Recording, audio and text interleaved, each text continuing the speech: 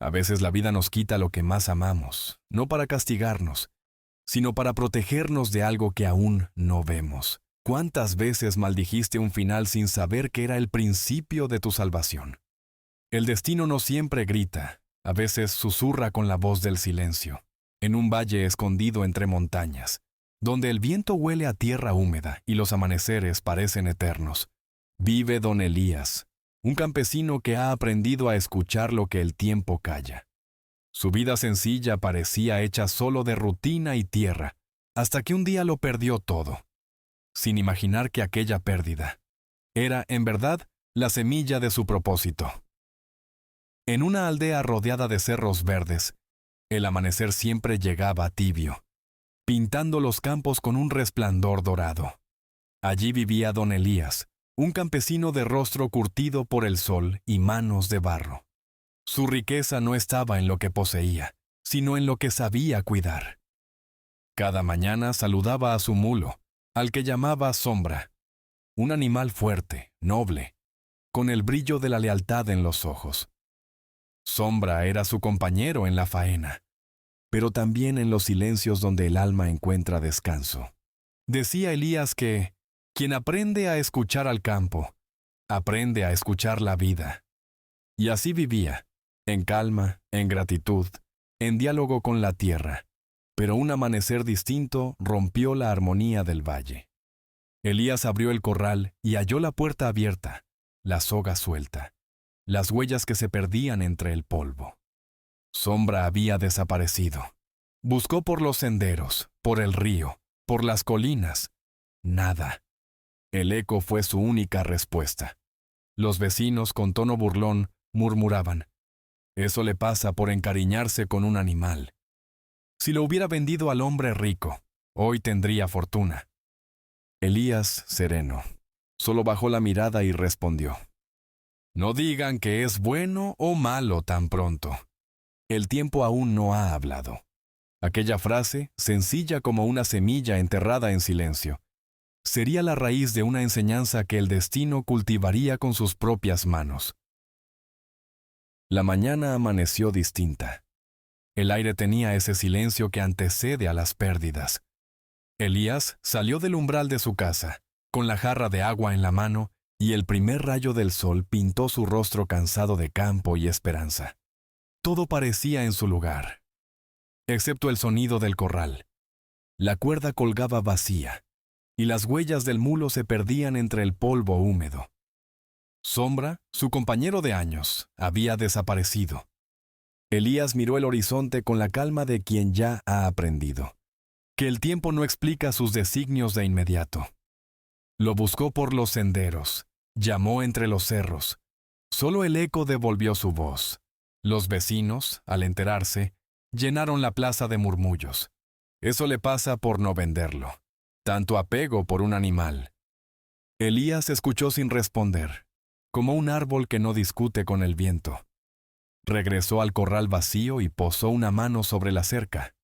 El madero aún conservaba el calor de la noche anterior. Cerró los ojos y murmuró para sí: «No digas que es malo tan pronto. La vida aún está hablando».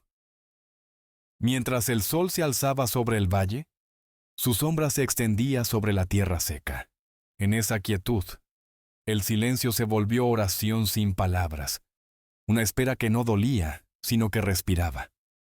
El pueblo siguió su rutina y los murmullos se apagaron. Pero en los ojos de Elías habitaba algo más fuerte que la pérdida.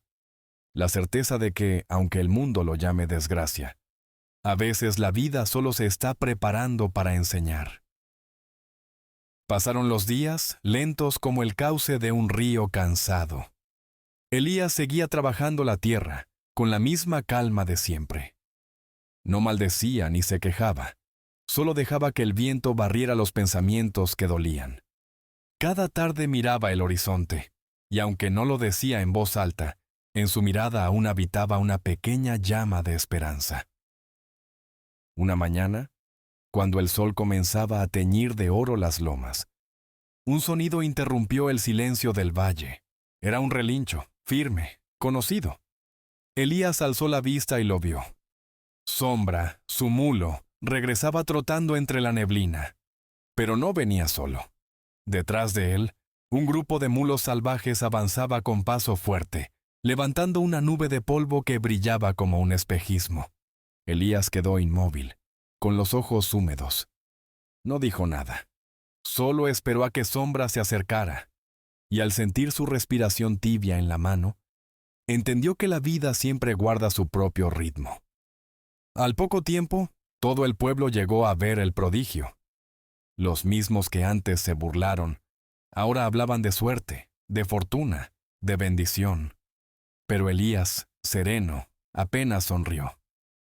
Miró a los animales salvajes que rodeaban el corral y dijo: «Tal vez el destino solo me está mostrando una parte del camino. Aún no sé si esto es dicha o enseñanza».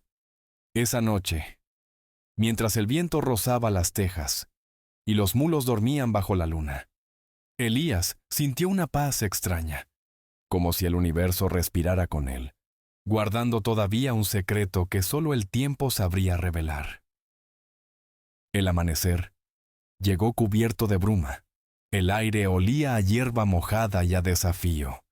Mateo, el hijo de Elías, observaba desde la cerca a los mulos salvajes que aún no se dejaban tocar. Había en su mirada un brillo impaciente, la necesidad de probar que podía domarlos, de honrar la calma de su padre con acción.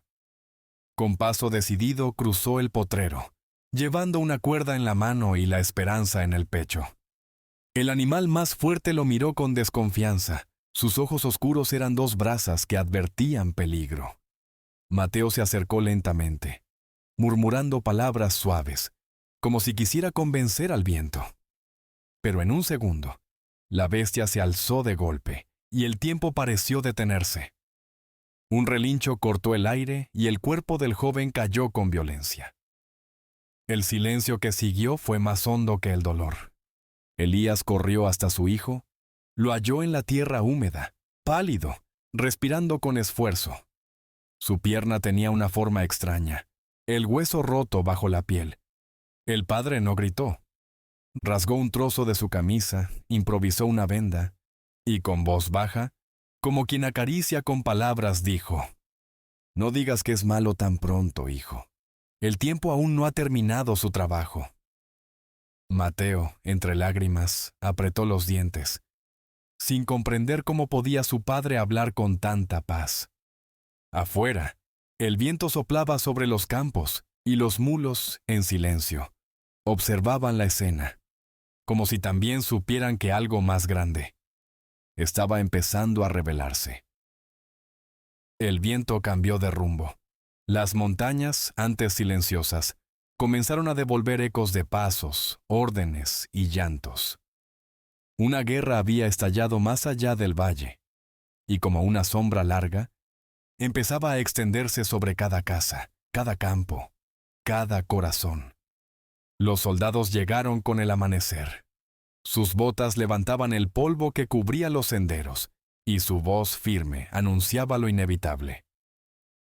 Todo joven capaz de sostener un arma vendrá con nosotros. Las madres lloraban en silencio.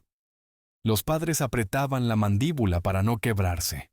Elías observaba desde el umbral, con su hijo a su lado, la pierna aún envuelta en vendas, el rostro pálido, pero sereno.